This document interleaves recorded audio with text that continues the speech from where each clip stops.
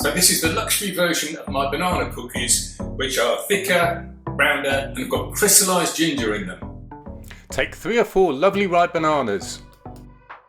Weigh out about 125 grams of porridge oats and roughly 50 grams of dried fruit and 50 grams of crystalised ginger. You don't have to be too exact about it.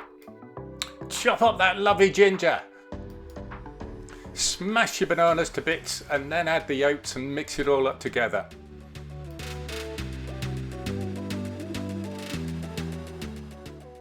Mix in the dried fruit and the ginger.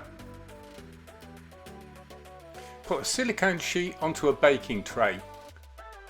Then add the mixture into a cookie ring. Squidge it down with your finger, make it nice and thick.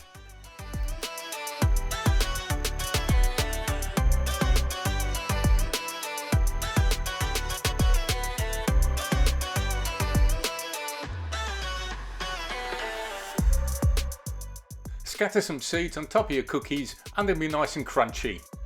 Whack them into the oven, which has been preheated to 170 degrees centigrade. Bake them for about 20 minutes. Take them out and turn them all over.